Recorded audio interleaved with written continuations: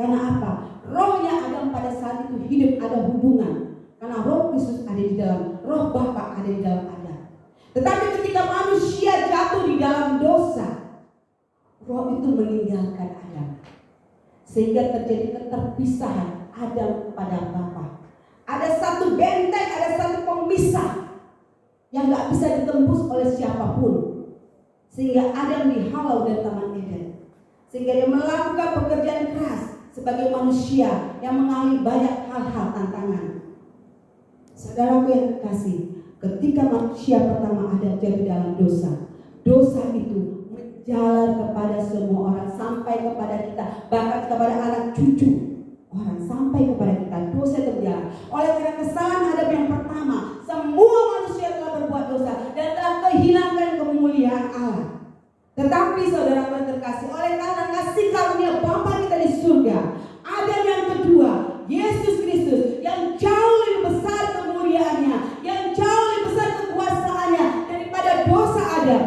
Dia datang mengosongkan diri supaya apa? Manusia yang terpisah dari Allah bisa menerima kehidupan yang kekal, menjadi manusia yang baru. Jadi langkah pertama untuk kita menjadi manusia yang baru adalah kita mengalami kelahiran baru. Tidak ada, walau mau kaya mau miskin, siapapun manusia, untuk menjadi manusia yang baru, satu-satunya jalan adalah harus mengalami kelahiran baru. Kenapa saudaraku? Karena rohnya, kalau dia tidak mengalami lahir baru dari Allah, dari Roh Kudus, dia masih terpisah dengan Allah karena dosa yang pertama dilakukan oleh Adam. Adam yang pertama itu pemisah. Maka dikatakan roh kita mati, tubuh kita memang hidup. Ingat waktu Tuhan bilang kepada Adam, maka kalau engkau makan buah dalam pohon pengetahuan di tengah pohon ini, maka kamu akan mati. Waktu Adam dan Hawa makan pohon itu, langsung mati kan jasmani? Tidak. Yang mati apa? Roh Kristus, roh Tuhan meninggalkan dia. Yang mati adalah roh, hubungan itu dengan Tuhan terputus. Saudara yang terkasih, nah inilah yang akan dipulihkan Tuhan melalui kelahiran kembali. Siapapun itu, tidak walaupun penguasa apapun, harus mengalami ini. Mau kulit putih, mau kulit hitam, mau mata sipit, mau mata belok, mau rambut merah, rambut hitam, semuanya harus mengalami kelahiran kembali di dalam Kristus Yesus. Kalau kita melihat di dalam Yohanes 3, ya, Yohanes 3 di mana situ percakapan Tuhan Yesus dengan Nikodemus. Maaf saudara, saya akan tetap menekankan tentang kelahiran baru, karena kita akan melihat kehidupan kita sesuai firman Tuhan. Kita jangan berangka-rangka kalau saya sudah pelayanan, kalau saya sudah rajin beribadah, kalau saya sudah seperti ini, terus kita menjadi manusia baru. Tidak. Manusia baru ditentukan oleh kebenaran firman Tuhan. Dan bagaimana cara hidup kita sesuai firman Tuhan, itulah manusia yang baru. Kita buka Yohanes 3. Amin. Yohanes 3. Yohanes 3 ayat 3 itu percakapan Tuhan Yesus dengan Nikodemus. Saya akan menekankan kembali. Ya, pada saat itu Nikodemus datang kepada Yesus pada malam hari. Nikodemus ini adalah seorang pemimpin agama Yahudi. Kenapa Tuhan menaruh, ditulis setiap nama di dalam firman Tuhan dalam Alkitab ada maksud dan tertentu. Setiap nama yang disebutkan dalam Alkitab, dalam firman Tuhan, bukan hanya sekedar nama saja, tetapi ada maksud dan tujuannya. Kenapa Nikodemus seorang pemimpin agama Yahudi?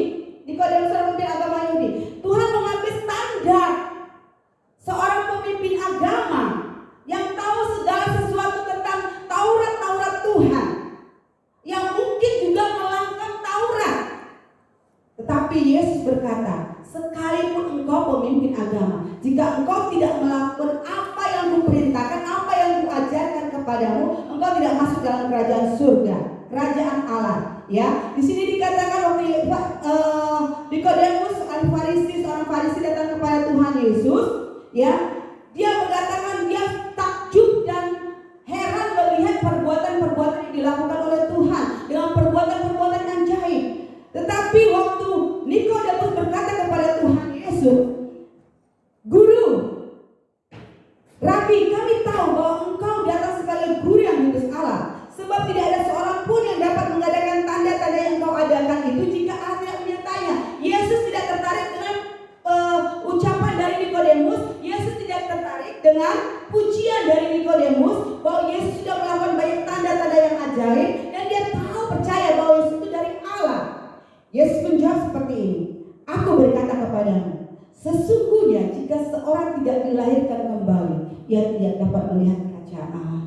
Kenapa Yesus harus berkata dilahirkan kembali? Karena Tuhan tahu bahwa manusia dari Adam pertama telah menjalar dosa keturunan.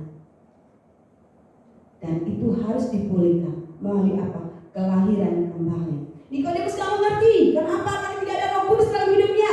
Dia berbicara masalah hal lahiriah, masalah kedagingan.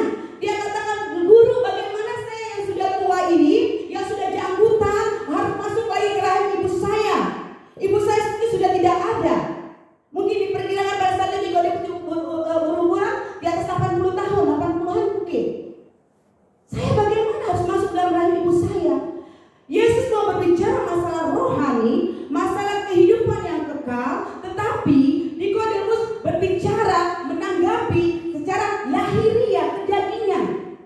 Karena memang dia tidak mengerti kebenaran. Saudara terkasih, di ayat 5 Yesus menekankan lagi, aku berkata kepadamu, sesungguhnya jika seorang tidak dilahirkan dari air dan roh, ia tidak dapat masuk ke dalam kerajaan Allah. Yesus menjelaskan lagi di ayat 6, apa yang dilahirkan dari daging manusia akibat dari hubungan suami istri adalah daging. Tetapi apa yang dilahirkan dari roh adalah roh. Yesus menjelaskan kepada Nikodemus, Nikodemus, kamu lahir dari orang tuamu itu secara lahiriah, daging. Tetapi aku mau berkata kepadamu, kamu harus dilahirkan secara roh. Karena roh Allah yang akan melahirkan kamu kembali, menghidupkan kembali rohmu yang sudah terputus, terpisah dari Allah oleh akibat dosa daripada Adam pertama. Harus ada pemulihan. Jangan kita menyangka ketika kita sudah percaya itu langkah awal untuk kita mengenal pribadi yang luar biasa Yesus. Cukup percaya, merasa sudah masuk surga. Tidak. Mungkin bagi kita, oh kenapa? Kita lihat firman Tuhan. Hidup kita gak gampang. Anak Tuhan bukan anak-anak gampangan.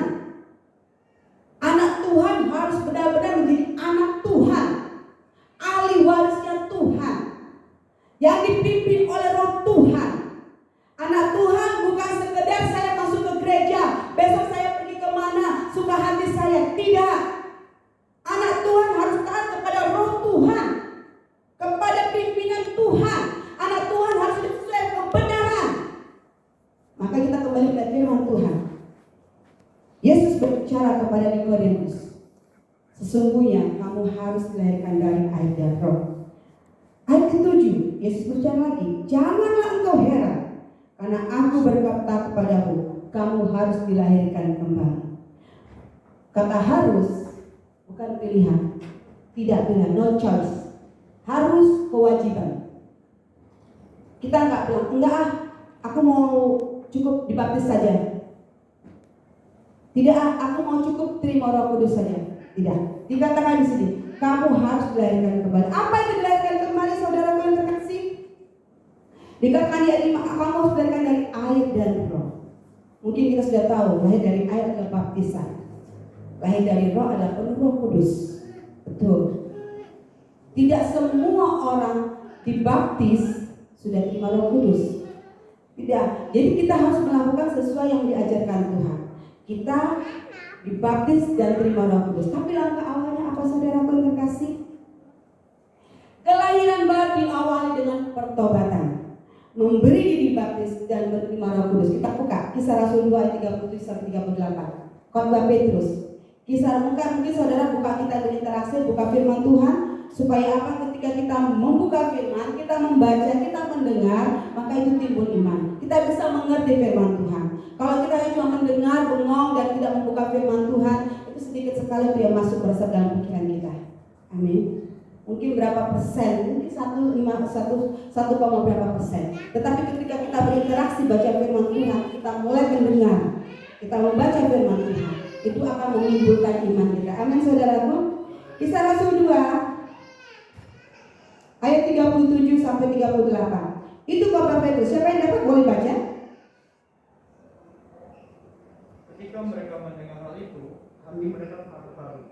Lalu mereka bertanya kepada Petrus dan rasul-rasul yang lain, apakah yang harus kami perbuat, saudara-saudara? Jawab Petrus kepada mereka, bertobatlah dan hendaklah kamu masing-masing memberi dirimu dibaptis dalam nama Yesus Kristus untuk pengampunan dosamu, maka kamu akan menerima karunia Roh Kudus. Haleluya. Ini khotbah Petrus ketika dia sudah mengalami kepenuhan Roh Kudus di lautan Yerusalem. Ketika Yesus bangkit naik ke surga, murid-murid di lautan Yerusalem menerima Roh Kudus. Sehingga ketika mereka menerima Roh Kudus, mereka menerima kuasa.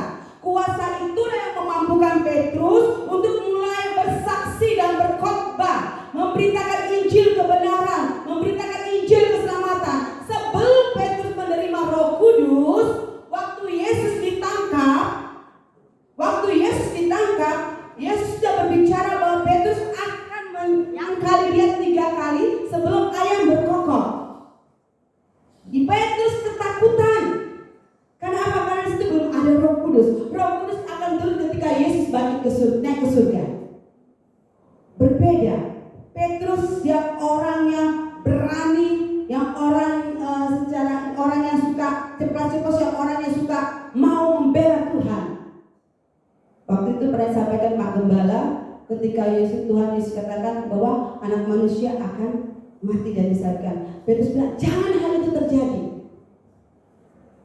Karena Petrus itu orangnya spontanitas. Tetapi waktu Yesus ditangkap dan orang-orang Roma bilang ini salah satu, dia menyangkali. Dia ketakutan. Lihat ketika dia sudah terima Roh Kudus di lautan Yerusalem, Petrus dengan gagah perkasa memberitakan tentang Tuhan Yesus, memberitakan tentang Injil keselamatan. Karena apa? Karena ada Roh Kudus di dalam hidupnya. Itu yang memberikan kuasa, otoritas, sehingga dia dengan kuasa itu memberitakan Injil. Dia katakan, bertobatlah, hendaklah masing-masing memberi dirimu dibaptis dalam nama Tuhan Yesus Kristus untuk pengampunan dosamu, maka kamu akan menerima Roh Kudus. Saudaraku yang terkasih, kelahiran baru diawali dengan pertobatan. Kita sadar bahwa kita adalah orang berdosa.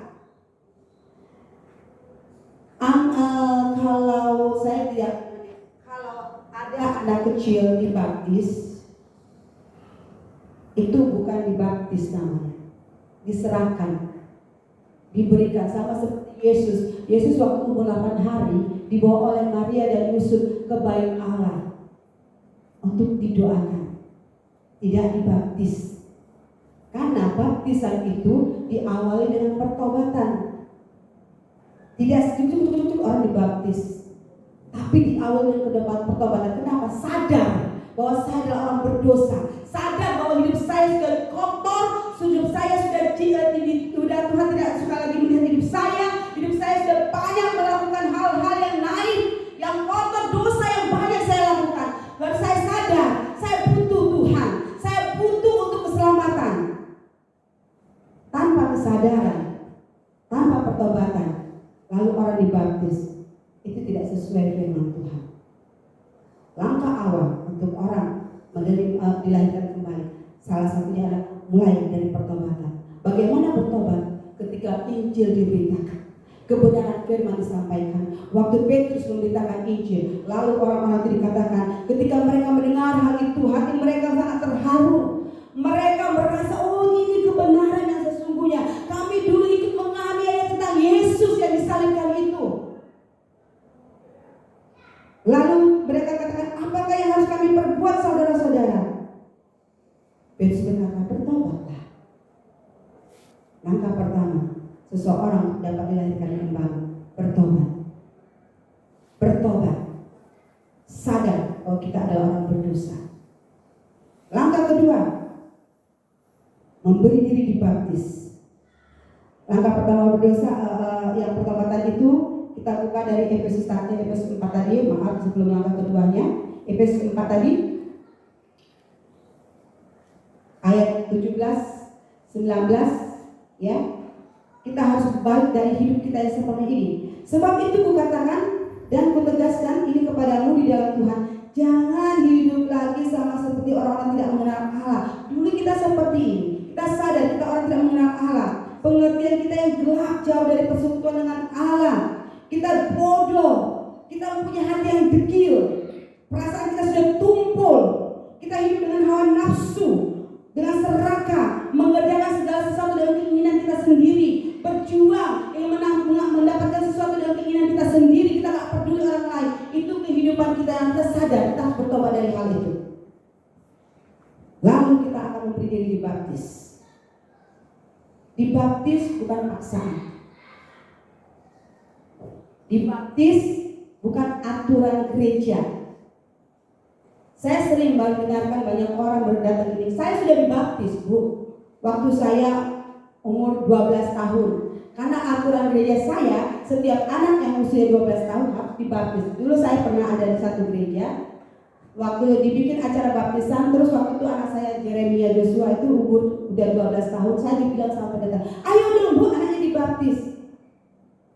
Saya bilang tidak, saya mau anak saya itu benar-benar dia tahu kalau dia itu orang kudus, dan saya harus memberitakan firman Tuhan, harus saya injili dulu anak saya, beritakan tentang firman. Tidak, bukan harus 12 tahun, itu aturan manusia, bukan aturan firman. Aturan firman, orang yang dibaptis, memberi diri dibaptis adalah ketika dia sadar bahwa dia adalah orang berdosa. Jadi baptisan bukan ketika orang mau menikah lalu dibaptis, tidak sesuai dengan firman Tuhan. Atau kegiatan-kegiatan lain tiba-tiba harus dibaptis, tidak sesuai dengan firman Tuhan. Memberi diri dibaptis dengan kesadaran bahwa saya adalah orang berdosa, saya harus perlu diselamatkan. Ketika orang-orang yang dikhotbahi oleh Petrus ini, mereka sadar, hati mereka sedih, hati mereka terharu ketika mereka mendengar firman kebenaran Allah. Lalu kata, apa yang kami perbuat, Petrus? Apa yang harus kami lakukan? Kamu harus bertobat dan memberi dirimu dibaptis. Saudara terkasih, saya kembali lagi akan mengingatkan kita, menyampaikan bahwa baptis, ya, baptis yang banyak dilakukan, kita harus melakukan baptisan sesuai firman, sesuai Alkitab, bukan baptisan yang diajarkan oleh manusia. Saudara yang terkasih, kita harus mengenal baptis itu berasal dari bahasa Yunani baptizo, B-A-T-I-Z-O, baptizo. Itu asal kata dari bahasa Yunaninya. Baptizo itu asal katanya, yaitu bapto, ya. Jadi baptisan itu berasal dari bahasa Yunani itu baptizo, yang asal katanya bapto, yang artinya menenggelamkan. Ingat, bapto menenggelamkan. Jadi baptizo adalah artinya direndamkan atau diciumkan dalam air. Ini perbedaannya. Kita harus sesuai firman. Nah, percik itu dari bahasa Yunaninya bukan baptizo, tapi rantizo bahasa Yunaninya. Jadi beda sekali. Baptis dan rantizo itu jauh berbeda. Rantizo itu dipercikkan dengan air. Itu rantizo, percik. Baptizo ditenggelamkan, dibenamkan. Jadi berbeda sekali, jauh berbeda. Dan kita mau melakukan apa yang Yesus lakukan. Yesus yang turun dari surga, mengosongkan diri sebagai seorang hamba, memberi diri dibaptis oleh Yohanes Pembaptis di Sungai Yordan. Dari Galilea dia berjalan kaki untuk memberi diri dibaptis. Yohanes katakan ini, membuka kasutmu, tali kasutmu saya tidak layak. Kenapa kamu yang harus datang kepada saya yang harus dibaptis? Tapi Yesus katakan, biarlah hal itu terjadi untuk menggenapkan kehendak Bapa. Saudaraku yang terkasih, dalam nama Tuhan Yesus, kita harus melakukan sesuai apa yang firman Tuhan katakan. Bukan aturan gereja yang dibuat oleh bapak-bapak gereja. Kenapa saudaraku? Baptis percik itu ada tradisi dari Romawi, dan itu dibawa sampai saat ini. Kalau kita mau hidup sesuai firman Tuhan, itu harus digagalkan dan kita harus lakukan baptis sesuai dengan firman Tuhan. Amin, saudara. Kenapa? Karena baptis bukan sembarang baptis. Ada makna rohani yang terkandung di dalam baptisan itu. Ketika kita memberi diri kita dibaptis, manusia lama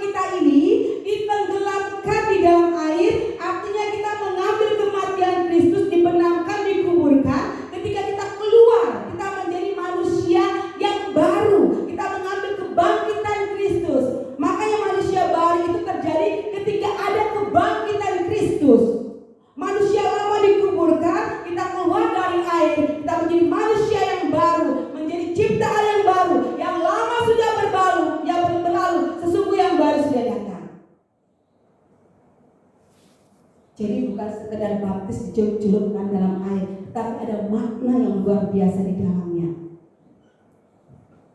Haleluya. Kita buka Roma 6 ayat 3 sampai 7. Saudaraku terkasih, kita berinteraksi dengan firman Tuhan. Roma 6 ayat 3 dan 7 sampai 7. Siapa yang dapat bisa dibacakan dengan suara yang keras supaya kita semua bisa mendengar? Atau tidak tahukah kamu bahwa kita semua yang telah dibaptis dalam Kristus telah dibaptis dalam kematiannya? Dengan demikian kita telah dikuburkan bersama-sama dengan Dia oleh baptisan dalam kematian, supaya sama seperti Kristus telah dibangkitkan dari antara orang mati oleh kemuliaan Bapa, demikian juga kita akan hidup dalam hidup yang baru. Sebab jika kita telah menjadi satu dengan apa yang sama dengan kematiannya, kita juga akan menjadi satu dengan apa yang sama dengan kebangkitannya. Ayat 6 sampai 7. Karena kita tahu bahwa manusia lama kita telah turut disalibkan, supaya tubuh dosa kita hilang kuasanya, agar jangan kita menghambakan diri lagi kepada dosa. Sebab siapa yang telah mati, ia telah bebas dari dosa. Haleluya. Siapa yang telah mati, ia telah bebas dari dosa. Manusia lama kita dimatikan, dikuburkan dalam air baptisan. Kita keluar dari air, kita bangkit bersama-sama dengan Tuhan, dengan tubuh yang baru, tubuh yang dipulihkan, tubuh kemuliaan. Masih tetap wajah kita masih tetap seperti ini, saudaraku. Bukan berarti ketika kita hitam, waktu dibenamkan dalam air keluar jadi putih. Bukan itu yang dimaksudkan menjadi baru ya. Kita tetap, tetapi kehidupan kita menjadi baru, kita dibersihkan. Itu baptis ada makna rohani dalam seperti itu. Jadi baptis kalau kita melihat firman Tuhan, sesuai firman Tuhan, bukan percik. Walaupun dikatakan atas nama Bapa, Anak dan Roh Kudus, kita dibaptis dalam air atas nama Bapa dan Roh Kudus, tapi ada makna rohani di dalam. Karena Yesus juga melakukan hal yang sama. Karena untuk menggenapkan seluruh kehendak Bapa. Amin. Kita sudah mengerti saat ini, kita sudah tahu saudara-saudara. Jadi baptis itu sebenarnya harus baptisu, ditenggelamkan, dicelupkan. Lalu saudaraku, dikatakan tadi kelahiran baru. Kita diawali dengan pertobatan, memberi diri dibaptis, lalu menerima Roh Kudus. Roh Kudus atau Roh Kristus. Banyak orang sudah bilang, saya sudah terima Tuhan Yesus. Dari mana saudara? Ya saya rajin beribadah. Waktu saya KKR di sana saya berdoa, terus saya berdoa, Tuhan masuklah dalam hidup saya. Bagus. Tapi belum tentu Tuhan Yesus ada di dalam hidupmu, hidup saya dan saudara. Satu-satunya yang kita bisa tahu bahwa Tuhan itu ada dalam hidup kita adalah melalui Roh-Nya. Jadi setiap orang yang menerima Tuhan Yesus itu harusnya menerima Roh Kudus. Karena Roh Kudus itu adalah pribadi Roh Kristus. Ya saudaraku yang terkasih. Jadi kita harus menerima Tuhan Yesus itu sama dengan menerima Roh-Nya. Ketika kita menerima Roh Kudus, kita dimeteraikan. Jadi menerima Roh Kudus bukan spekulasi direka-rekayasa. Oh, waktu saya berdoa saya gemetaran, saya kedinginan, saya mengalami panas dingin, terus saya terima Roh Kudus. Waktu saya baca firman, saya lihat, oh ini, terus saya rajin beribadah. Dulu saya nggak rajin beribadah, tetapi sudah saya didoakan, saya rajin beribadah. Kita kira kita sudah terima Roh Kudus. Tidak, sesuai firman Tuhan. Karena apa? Itu kalau kita berrekayasa, kita sudah punya Roh Kudus dalam hidup kita, itu nggak kuat akarnya. Karena itu reka-rekaan. Dan kita bisa ke gereja itu pada saat sudah semangat, besok kita mundur lagi. Hari ini kita beribadah, besok kita mau kemana. Keinginan daging kita masih kuat. Kenapa? Karena belum ada Roh Kristus dalam hidup kita. Tanda orang dipenuhi oleh Roh Kudus berdasarkan dalam Kisah 2. Yaitu murid-murid Tuhan Yesus datang ke Yerusalem. Mereka berkata-kata dalam bahasa roh. Di Kisah 10, yaitu tentang Cornelius. Waktu Rasul Petrus diutus Tuhan kepada Cornelius. Cornelius juga mengalami penglihatan, menerima penglihatan daripada Tuhan. Karena apa? Karena Tuhan ingin supaya Cornelius menjadi milik Kristus. Mereka dibaptis lahir baru terima Roh Kudus. Lalu Rasul Paulus waktu dia ada di Efesus, itu ada murid yang sudah dibaptis oleh baptisan Yohanes, artinya dibenamkan. Baptisan Yohanes itu ditenggelamkan, baptisan pertobatan. Tetapi mereka tidak mengerti, tidak tahu apa itu Roh Kudus. Ketika Paulus memberitakan tentang kebenaran, mereka memberi mereka dibaptis lagi. Baptis kedua kali, bukan baptis kedua kali. Karena yang pertama mereka tidak mengerti. Lalu mereka memberi dibaptis. Waktu Paulus tumpang tangan, mereka penuh Roh Kudus. Mereka berkata-kata, ada tanda seseorang untuk terima Roh Kudus. Bukan spekulasi, saya sudah terima Roh Kudus. Tidak, saudaraku. Karena ini firman kebenaran. Alkitab katakan 2-3 saksi dalam firman Tuhan, suatu perkara itu sah. Ini sudah 3 saksi. Kejadian Kisah Rasul 2, Kisah Rasul 10, Kisah Rasul 19. Jadi saudaraku yang terkasih, untuk menjadi ciptaan yang manusia yang baru, pertama kita harus mengalami kelahiran baru.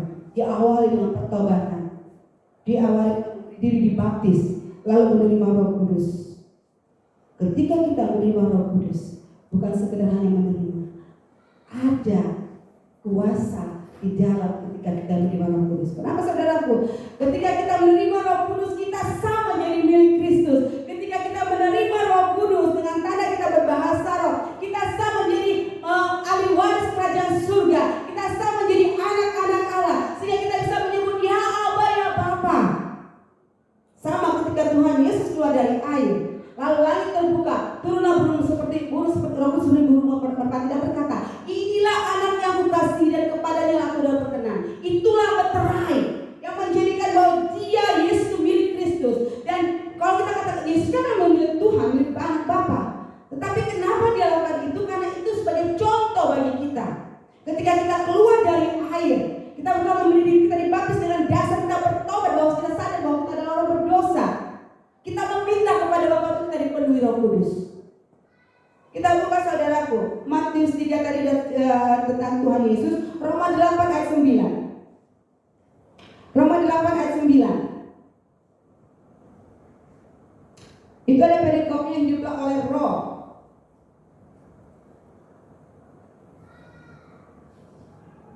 Mulai ayat 8 ya, saya bacakan Roma 8 ayat 8. Mereka yang hidup dalam daging tidak mungkin berkenan kepada Allah.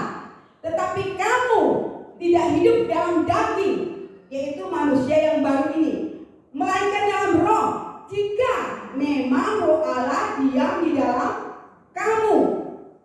Tetapi jika orang tidak memiliki Roh Kristus, ia bukan milik Kristus. Seseorang, makanya jelaskan katakan kamu harus dilahirkan dari air dan roh, komplit, sepaket dari air dan roh. Kenapa harus dari roh? Karena ini supaya kita menjadi milik Kristus, milik kepunyaan Allah. Oleh roh itu kita menyebut ya Aba, ya Bapa.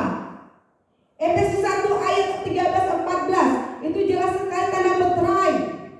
Kita buka Efesus 1 ayat 13-14. Mungkin siapa yang mendapatkan, saudara bisa dibacakan dengan suara yang keras supaya kita semua mendengarkan. Di dalam Dia kamu juga, karena kamu telah mendengar firman kebenaran. Firman kebenaran yaitu Injil keselamatan. Di dalam Dia kamu juga, ketika kamu percaya, dimeteraikan dengan Roh Kudus yang menjanjikannya itu. Roh Kudus adalah meterai bagi kita. Yang menerima Roh Kudus itu meterai. Lanjut Bu, ayat 14. Dan Roh Kudus itu adalah jaminan bagian kita sampai kita memperoleh seluruhnya, yaitu penebusan yang menjadikan kita milik Allah untuk memuji kemuliaan. Roh Kudus itulah jaminan bagi kita, saudaraku. Roh Kudus jaminan bagi kita untuk kita menerima seluruh kepenuhan Allah yang menjadikan kita milik Allah. Tadi Roma 8 ayat 9. Barang siapa tidak memiliki Roh Kristus, dia bukan milik Kristus. Dan Roh Kudus ini yang kita miliki dalam hidup kita, itulah yang menjadikan kita milik Allah. Meterai. Kalau sudah meterai tidak ada yang bisa yang menggugah. Amin. Amin saudara. Amin.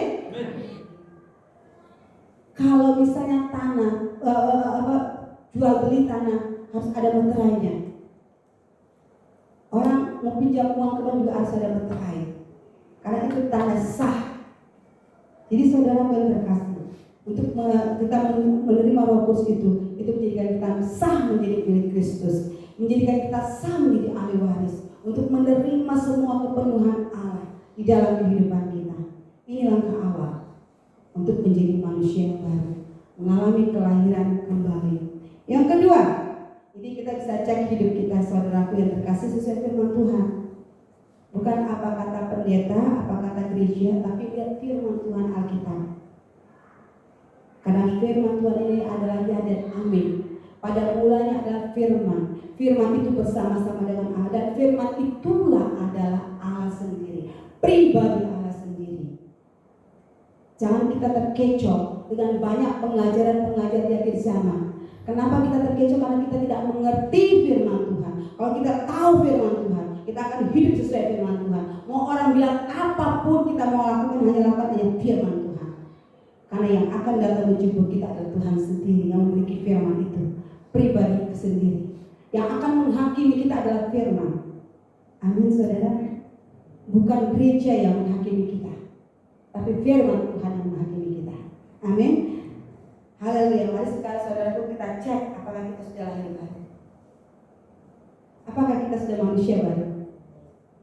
Kalau belum, lakukan firman. Jangan takut untuk melakukan firman. Jangan takut kepada manusia, takutlah kepada Tuhan yang sanggup membunuh nyawa kehidupan kita. Jangan takut kepada manusia yang hanya bisa membunuh tubuh, tapi Tuhan membunuh seluruh kehidupan kita, nyawa kita, jiwa tubuh kita dihancurkan kalau kita takut untuk melakukan firman. Mari kita mau takut dengan Tuhan Yesus. Yang kedua, menjadi manusia baru. Yang pertama tadi kelahiran baru secara roh, yaitu dengan langkah awal pertobatan, memberi dibaptis dan menerima Roh Kudus, supaya kita menjadi benar sah, kita menjadi anak-anak Allah. Ya, saya mau buka firman Tuhan Roma 8 juga, ini ada Roma 8, Roma 8 ayat 15. Ya, saya akan baca tadi mulai ayat 14. Semua orang yang dipimpin Roh Allah adalah anak Allah, yaitu ketika Roh Allah dalam hidupnya. Sebab kamu tidak menerima roh perbudakan yang membuat kamu menjadi takut lagi, tetapi kamu telah menerima Roh yang menjadikan kamu anak Allah. Oleh Roh itu kita berseru, ya Aba, ya Bapa. Galatia 4 ayat 6. Kita buka Galatia 4 ayat 6. Dan karena kamu adalah anak, maka Allah telah menyuruh Roh anaknya ke dalam hati kita yang berseru, ya Aba, ya Bapa. Jadi ingat saudaraku, Roh Kudus ketika kita menjadi miliknya Kristus, baru kita layak memanggil dia, ya Aba, ya Bapa. Saya percaya Pak Gede, anak tetangganya manggil Pak. Pak Gede bilang, saya bukan bapakmu. Ya, nanti saudaraku. Tetapi yang Kenzi adalah anak, berhak memanggil bapak, berhak meminta uang kepada bapaknya. Dan bapak punya kewajiban untuk memberikan segala kebutuhan apa yang diperlukan anaknya, karena itu anak yang sah. Secara roh juga kita begitu kepada Bapa di surga. Sebelum kita dimeteraikan menjadi anak Allah, Tuhan tetap mendengarkan doa kita. Tetapi hak khusus, ada hak khusus. Kita adalah miliknya Kristus. Barang siapa menjadi milik Kristus, dia adalah ciptaan yang baru. Haleluya. Haleluya.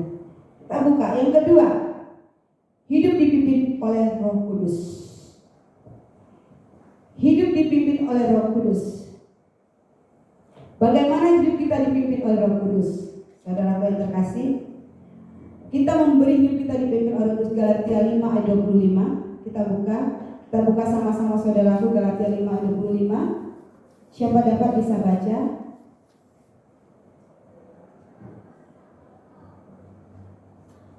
Jikalau kita hidup oleh Roh, baiklah hidup kita juga dipimpin oleh Roh. Ya, mulai ayat 24-nya. Barang siapa menjadi milik Kristus Yesus, ia telah menyalibkan daging dengan segala hawa nafsu dan keinginannya. Jikalau kita hidup oleh Roh, Roh Kudus, Rohnya Kristus, baiklah hidup kita juga dipimpin oleh Roh itu. Jadi orang yang sudah dipimpin oleh Roh tidak akan mengikuti keinginan daging. Apa keinginan daging saudaraku? Keangkuhan hidup. Pak Gembala sudah memberikan keangkuhan hidup, keinginan mata, Keinginan daging. keinginan daging. 3 itu. Nah, nafsu serakah. Itu semuanya itu adalah perbuatan-perbuatan daging. Itu dulu kita masih manusia lama, kita masih kenakan. Ketika kita menjadi manusia baru itu harus ditanggalkan. Itu tidak berlaku lagi bagi hidup orang percaya. Terus dikatakan, kadang suka kita melihat orang, dia sudah lahir baru, dia sudah terima Roh Kudus, dia sudah berbahasa roh, dia lagi, tapi hidupnya masih seperti itu. Pilihan. Dia mau hidupi lagi daging yang lama. Dia mau menyebar kepada roh-roh yang roh itu bukan hanya sekedar roh di dunia ini ya saudaraku, roh kedagingan kita yang harusnya sudah lemah, miskin dan mati, yang harus sudah mati, tetapi dihidupkan lagi. Dan ini yang nanti dikatakan, nanti kita mungkin nanti ada satu pelajaran Alkitab pelajaran Alkitabnya adalah yang orang tidak mempertahankan keselamatan. Keselamatan bisa hilang? Bisa. Bukan berarti keselamatan Tuhan itu Tuhan tidak, itu karena kita diberikan free will, kehendak bebas, mau melepaskan menanggalkan keselamatan itu. Ketika kita sudah menerima itu, mari kita hidup kita serahkan dipimpin oleh Roh Kudus. Itu yang dikatakan manusia baru. Hari ini kita serahkan hidup kita dipimpin Roh Kudus. Besok kita serahkan hidup kita dipimpin Roh Kudus. Kita semakin diperbaharui sampai Yesus datang kedua kali menjemput kita. Tetap kita manusia baru. Jangan pada awalnya kita menjadi manusia baru, tapi kita menghidupkan daging di dalam diri kita sehingga kita menjadi kembali lagi manusia lama. Manusia yang lama tadi kita sudah kuburkan, muncul lagi dalam kedagingan kita hidupkan lagi. Kita hidupkan lagi.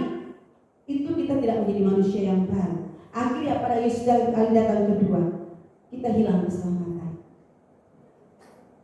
Karena kita hidup di dalam keinginan daging kita, hawa nafsu kita. Kita ingin hidupkan segala sesuatu yang bukan kehendak Kristus. Kita menghidupkan segala sesuatu yang tidak layak untuk masuk dalam kerajaan surga. Nanti kita buka saudaraku, apa itu semuanya keinginan daging. Ya saudaraku yang terkasih,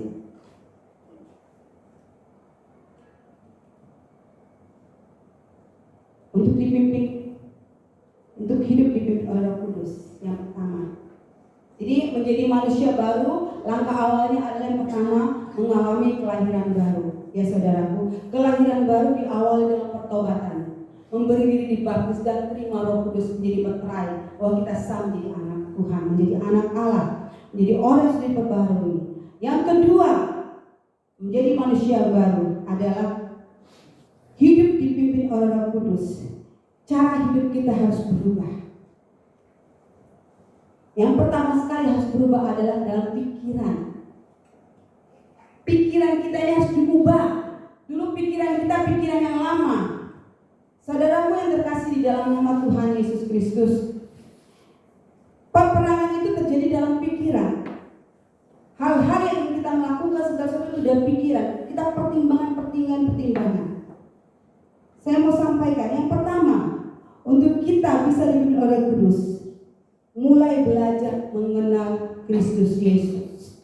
Mulai kita belajar mengenal pribadi yang luar biasa itu, pribadi yang penuh kasih, pribadi yang dahsyat Yesus Kristus, pribadi yang hebat, pribadi yang mengosongkan diri, yang dia punya segala sesuatu, haknya dalam surga dia kosongkan diri, dia merupakan seorang hamba supaya saya dan saudara menerima keselamatan, menerima pemulihan, menjadikan kita manusia yang baru. Itu pribadi Yesus. Dan untuk menjadi manusia yang baru, kita mau dipimpin oleh Roh Kudus dan mulai mengenal Yesus. Efesus 4 ayat 20. Kita buka Efesus 4 ayat 20. Efesus 4 tadi kita buka tadi, Efesus 4 ayat 20. Saya akan bacakan saudara 20 sampai 23. Karena kamu telah mendengar tentang Dia, yaitu berita keselamatan, pengajaran tentang Yesus, dan menerima pengajaran di dalam Dia menurut kebenaran yang nyata dalam Yesus, yaitu bahwa kamu berhubung dengan kehidupan kamu yang dahulu, manusia lama kita harus menanggalkan manusia lama yang menemui kebinasaannya oleh nafsunya yang menyesatkan. Manusia yang lama itu penuh dengan hawa nafsu yang menyesatkan, penuh dengan kebinasaan. Supaya kamu diperbaharui di dalam roh dan pikiranmu. Ketika kita terima Roh Kudus, roh kita yang tadinya mati dihidupkan, diperbaharui, dan kita memiliki pikiran Kristus. Saudaraku yang terkasih dalam nama Tuhan Yesus, apa itu pikiran Kristus? Ini yang harus kita miliki. Apa itu pikiran Kristus? Kita buka firman Tuhan. Kita sekalian dengan firman kita mau belajar apa itu pikiran Kristus. Filipi 2 ayat 5. Hendaklah kamu dalam hidupmu bersama menaruh pikiran dan perasaan yang terdapat dalam Kristus Yesus. Tempatnya dalam 1 Petrus 4 ayat 1 dan 2. Kita buka 1 Petrus 4 ayat 1 dan 2. Jadi karena Kristus telah menderita penderitaan badani, kamu pun harus juga mempersenjatai dirimu dengan pikiran yang demikian. Karena barang siapa telah menderita penderitaan badani, ia telah berhenti berbuat dosa, supaya waktu yang sisa jangan kamu pergunakan menurut keinginan manusia, tetapi menurut kehendak Allah. Saudara, apa pikiran Kristus itu? Pikir Kristus mempersenjatai dirinya untuk menderita badani. Yesus pikirannya untuk menyelamatkan manusia. Dia rela dicambuk 39 kali. Dia rela ditikam. Dia rela dianiaya. Dia rela diludahi. Dia rela dijadikan undian. Dia rela naik di atas kayu salib. Penderitaannya. Supaya apa? Supaya saya dan saudara diselamatkan. Pikiran itu yang harus kita miliki saat ini. Ketika kita menjadi manusia yang baru, kita memiliki pikiran Kristus. Kita tidak hidup lagi untuk diri kita sendiri, tapi kita hidup untuk Kristus. Kita mau rela kita menjadi manusia yang baru, ciptaan yang baru. Kita mulai bersekutu dengan Tuhan, bersekutu dengan saudara-saudara kita. Kita relakan kita relakan waktu kita relakan tenaga kita korban waktu, kita korban tenaga, kita korban materi. Demi untuk saudara-saudara tidak mementingkan diri kita lagi. Itulah pikiran Kristus. Kita nggak egois lagi untuk saya mau cari muka, saya mau cari nama, saya mau cari berkat, saya mau cari segala sesuatu. Tidak lagi berfokus kepada diri kita sendiri. Pikiran Kristus, kita berfokus kepada Kristus. Untuk saudara-saudara kita, untuk bagaimana setiap orang diselamatkan, menderek ditarik seperti dari bara api, mendapat kemuliaan untuk mereka diselamatkan masuk dalam kerajaan surga. Itulah pikiran Kristus. Kita cek diri kita, apakah saya sudah memiliki pikiran Kristus? Apakah saya sudah berani berkorban waktu untuk pekerjaan Tuhan? Apakah saya sudah berkorban tenaga untuk pekerjaan Tuhan? Yesus telah mencucurkan waktu dia berdoa di Taman Getsemani sampai mengucurkan keringat darah. Artinya ada satu pemberontak, ada satu di dalam dia, Tuhan, jikalau cawan ini bisa kau lalukan daripadaku, tetapi biarlah kamu yang tadi dalam hidupku. Kita cek hati kita, saudara. Kita cek depan kita. Apakah kita berfokus kepada diri kita sendiri? Apakah keakuan, keegoisan kita lebih besar? Tetapi miliki pikiran Kristus. Menjadi manusia yang baru, miliki pikiran Kristus. Amin. Itu dipimpin oleh Roh Kudus. Kita serahkan kepada Tuhan. Terkadang gak enak, saudara. Kedagingan kita dikikis gak enak memang. Kita maunya kemana, bersantai-santai. Kita mau, hari ini udah ibadah, ya.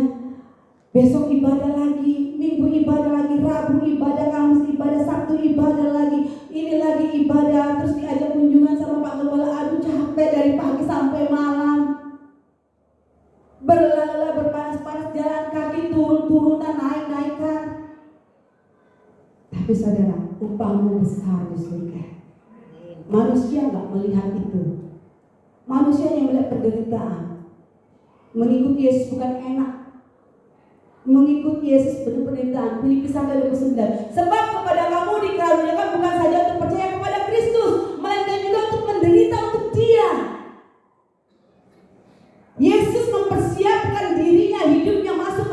dalam dunia untuk menderita. Yesus tidak memikirkan kalau dia datang ke dunia dia harus dihormati oleh manusia, tidak. Yesus tidak memikirkan ketika dia ada di dunia orang akan datang kepada dia untuk memberi penghormatan, pengagungan, tidak. Tuhan datang berjalan dari kota ke desa, dari desa ke kota, untuk menyembuhkan orang, memberitakan Injil keselamatan tentang kerajaan Allah. Setiap perjalanan Yesus belajar menyampaikan pelajaran tentang kerajaan Allah. Hanya satu yang Yesus ajarkan, tentang kerajaan Allah. Di samping dia melakukan perbuatan-perbuatan yang ajaib. Kenapa tentang kerajaan Allah, saudara? Karena itulah habitat kita yang harusnya. Kerajaan Allah kehidupan kita. Kerajaan Allah adalah gambaran bahwa kita sesungguhnya ciptaan Tuhan. Adam pertama. Tetapi oleh dosa, oleh maut, terpisah. Tuhan mau memulihkan itu. Yesus mau memulihkan itu. Oleh karena itu saudaraku, hidup dipimpin oleh Roh, miliki pikiran Kristus, berfokus kepada Kristus, lihat pekerjaan-pekerjaan Tuhan.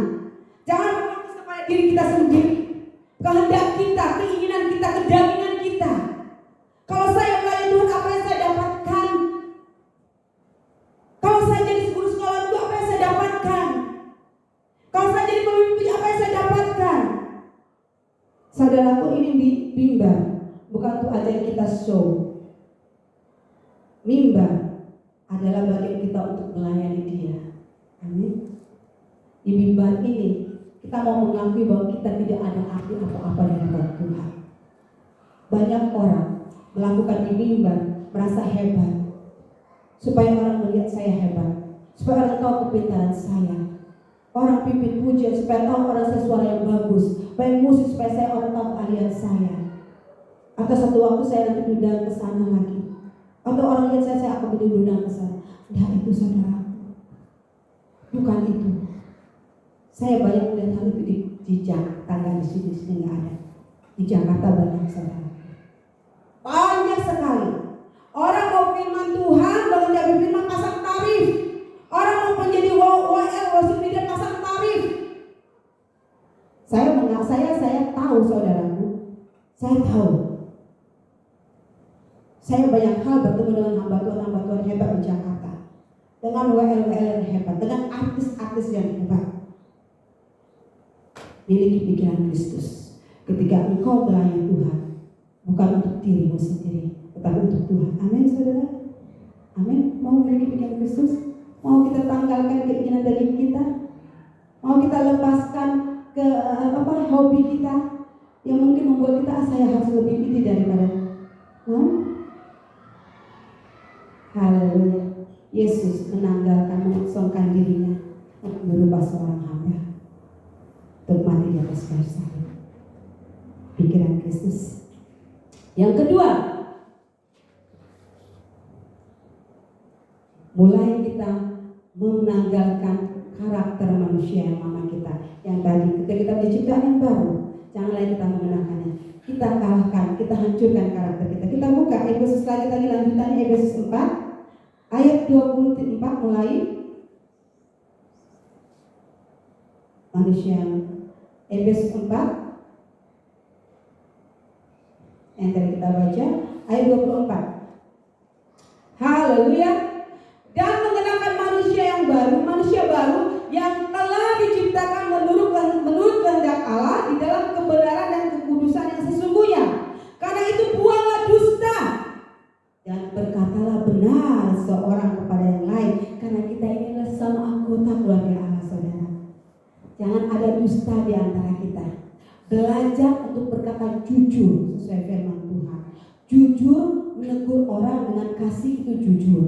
Jangan, dia gak apa-apa kok, kayak gini. Maaf saudaraku, terkadang kita kalau gak enak sama orang, ada orang, kita jangan sampai melihat saudara kita berbuat dosa. Kita harus tegur dengan kasih, kita ingatkan dia. Karena dengan demikian kita menyelamatkan nyawanya. Jangan kita anggap tutup mata, tapi dengan kasih, tegur dengan empat mata. Dengan demikian kita mau dia menyelamatkan nyawanya. Ya, berkata jujur. Berkata jujur, kalau hari ini saya tidak bisa, Jangan bikin alasan-alasan macam-macam sehingga kita berdusta. Ingat saudaraku, kita ada keluarga Allah.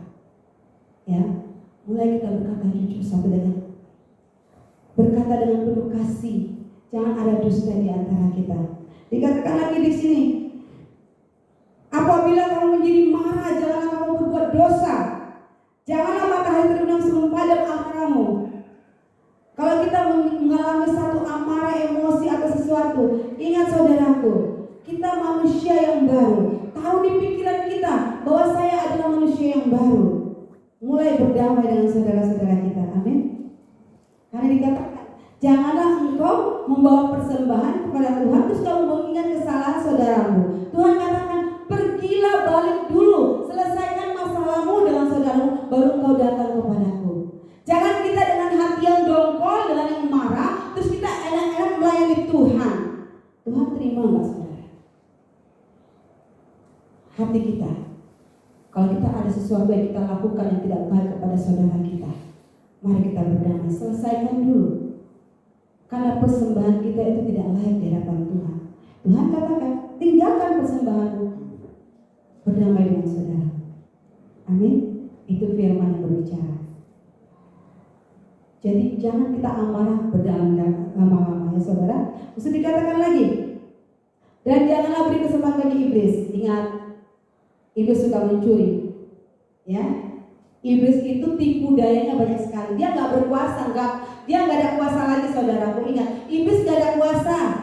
Jadi jangan kita seolah-olah ada unsur kayak gimana kita mengamukan kekuatan gaib di sana. Itu nggak ada apa-apanya karena Tuhan katakan itu roh yang lemah dan miskin. Roh yang di dalam kita jauh lebih besar daripada roh yang ada dalam dunia ini. Jadi karena itu saudaraku, iblis tidak pakai tipu daya, dustanya. Kalau kita tidak mempunyai pikiran Kristus, kalau kita tidak mengerti firman, kita terbawa dustanya iblis. Makanya kalau amarah dikatakan tadi apa? Apabila kamu marah, jadi marah, janganlah kamu berbuat dosa. Janganlah matahari terbenam sebelum pada amarahmu, dan janganlah beri kesempatan bagi siapa? Iblis. Kalau kita berselisih saudaraku, jangan berlama-lama. Jangan disimpan lama-lama jadi akan pahit. Lama-lama kita benci dengan dia. Lihat dia lewat aja di depan kita udah jijik. Saudara, hidupku tidak akan berkenan di hadapan Tuhan. Karena manusia akan menghidupkan lagi dalam hidupmu. Tapi Tuhan kita mengandalkan, belajar sesuai firman Tuhan.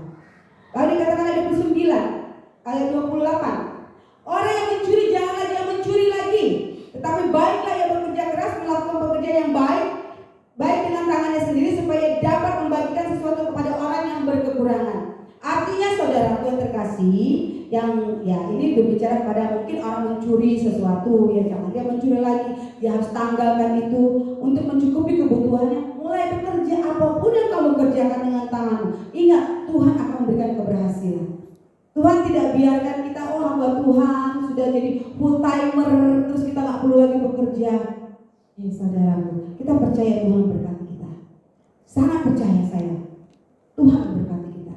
Tetapi kalau kita bisa bekerja untuk mencukupkan kebutuhan kita secara jasmani, Tuhan akan lebih memberkati itu. Alkitab katakan, kalau kamu tidak bekerja, jangan kamu makan. Puasa terus. Karena itu kita perlu bekerja, tapi bekerja sesuai kehendak Tuhan. Bekerja bukan berarti kita motivasi kita terus uang tidak. Ada waktu yang kita bersekutu dengan Tuhan. Pekerjaan kita perbuat untuk kemuliaan bagi nama Tuhan. Di dalam segala tempat apapun kita harus memuliakan nama Tuhan, baik dalam pekerjaan kita. Amin saudara. Amin. Haleluya. Itu dikatakan supaya apa dikatakan? Supaya kita dapat membagikan sesuatu kepada orang lain yang berkekurangan. Artinya ketika kita bekerja kita ada berkat. Kita mulai belajar berkorban. Berkorban kan mengikut Tuhan tuh gak enak. Korban waktu, korban tenaga, korban materi, iya. Tetapi jangan itu menjadi satu senjata kita untuk kita menganggap diri kita kuat, tidak. Karena Tuhan lebih dulu melakukan itu kepada kita. Amin. Tuhan lebih dulu telah melakukan itu kepada kita. Dan apa yang Tuhan Yesus lakukan itu yang harus kita berikan juga. Ayat ke-30, ayat 29, Janganlah ada perkataan kotor keluar dari mulutmu, tetapi pakailah perkataan yang baik untuk membangun di mana perlu, supaya mereka yang mendengarkan beroleh kasih karunia. Saudaraku yang kekasih dalam nama Tuhan, bermasalah perkataan. Di Alkitab jangan katakan, kalau kamu sempurna dalam perkataan, kalau kamu tidak melakukan kesalahan dalam perkataan, kamu adalah manusia yang sempurna. Alkitab jelas katakan, lidah adalah sesuatu yang kecil, tetapi itu bisa menghancurkan segala sesuatu. Sama seperti api. Api waktu kecil menjadi teman, kawan, bisa menjadi membantu kita. Tapi api yang besar bisa menghanguskan kita, itu jadi lawan kita. Saudara, ini perkataan. Haleluya. Mari kita sebagai orang yang baru, manusia baru, berikan kata-kata yang penuh hikmat, kata-kata yang menguatkan. Hormati saudara kita. Yang muda menghormati yang tua menghargai yang muda. Saya waktu Pak Hendrik, Pak Marcel dan Bu Dewi menikah. Sekarang statusnya sudah berubah. Bukan Nyong dan Dedek Ani lagi, sudah menjadi bapak dan ibu, tua dan muda. Kita harus hormati. Status saya dan Dewi sudah sama, Bu Dewi sudah menikah. Bukan berarti saya punya anak lebih besar, saya anggap Dewi itu, Dewi sini dong. Saya ambil atau tidak, saudara. Saya harus menghormati dia sebagai wanita. Saya harus menghormati Pak Hendrik. Enggak sebagai keluarga Allah. Kita harus berkata-kata dengan baik. Pak Hendrik, Bapak Sepri, Ibu Dewi, Ibu Dita. Hargai saudara. Jangan kita anggap saudara kita itu kita lecehkan dengan perkataan. Mungkin saudara kita nggak merasa apa-apa, tapi ingat di hadapan Tuhan, tunjukkan karakter kita menjadi manusia yang baru, kehidupan kita menjadi manusia yang baru. Kalau kita berbicara kepada anak, ayo anakku, walaupun secara resmi anaknya Bu Jimmy, tapi anak bagian saya suka ayo saya harus menghargai dia sebagai anak, saling menghargai. Ingat saudaraku, sulit dalam perkataan ini membuat orang lain tersandung. Kepada mulai perkataan ini membuat orang maksudnya baik, tapi harusnya bercanda, tetapi itu tidak baik. Saling menghargai. Amin, saudara kasih. Janganlah ada perkataan kotor keluar dari mulutmu. Perkataan kotor ini, saudaraku, bukan hanya kata-kata seperti maaf, kata-kata bisa kita bilang orang maaf, kata anjing atau orang jahat apa gitu ya, kata-kata seperti itu. Tidak. Perkataan kotor adalah sesuatu yang tidak pantas, yang tidak seharusnya kita berikan kepada orang lain. Perkataan yang tidak sesuai gitu sebagai anak Tuhan. Baiklah kita berkata-kata hormat, berkata-kata penuh kasih, saling menghargai satu dengan yang lain. Amin. Dan janganlah kamu mendukakan Roh Kudus Allah yang telah memerdekakan kamu menjelang hari penyelamatan. Jangan mendukakan Roh Kudus. Kemarin kita sudah bahas dia di Komsel. Segala kepahitan, kegeraman, kemarahan, pertikaian dan fitnah hendaklah dibuang dari antara kamu. Demikian pula segala kejahatan. Tetapi ayat 32, hendaklah kamu ramah seorang terhadap yang lain, penuh kasih mesra dan saling mengampuni, sebagaimana Allah di dalam Kristus telah mengampuni kamu. Kepahitan dibuang, kegeraman dibuang, kemarahan dibuang, pertikaian cepat selesaikan kalau ada selisih paham, fitnah hendaklah dibuang di antara kamu. Karena apa saudaraku? Karena kita saudara satu roh, DNA-nya sama dengan Tuhan. Kalau benar-benar kita sudah menjadi manusia baru, cek diri kita sesuai firman Tuhan. Ya, sesuaikan hidup kita dengan firman Tuhan. Karena firman Tuhan cermin.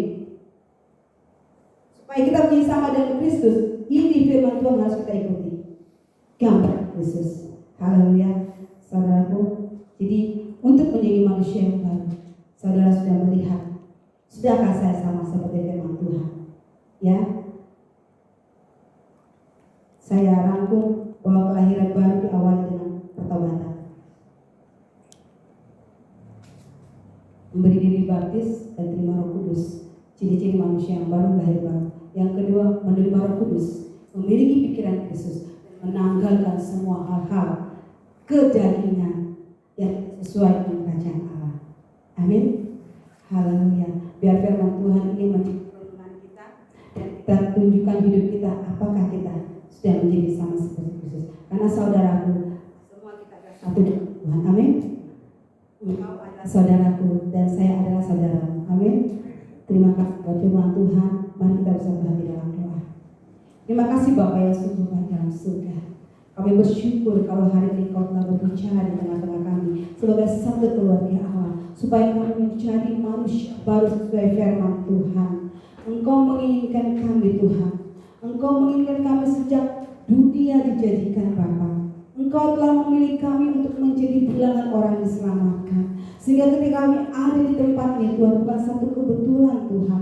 Kami ada bersama-sama dalam satu jemaat-Mu di tempat ini, bukan satu kebetulan Bapa. Tetapi ada satu rencana Tuhan di dalam hidup kami yang akan Kau proses Bapa, supaya kami benar-benar menjadi manusia baru, menjadi milik kepunyaan-Mu, menjadi ahli waris kepunyaan-Mu Tuhan. Supaya ketika Kau datang kali kedua, nama kami dipanggil, kami ada Bapa. Oh haleluya. Mari Kau berkati semua jemaat ini. Hamba telah selesai berbicara Tuhan, tapi biar Roh Kudus terus berbicara, kebenaran firman berbicara Tuhan, untuk membentuk kehidupan kami supaya hidup kami sama seperti Kristus. Terima kasih Bapa. Hamba serahkan semua jemaat di dalam tangan Tuhan. Terima kasih Tuhan Yesus. Haleluya. Amin.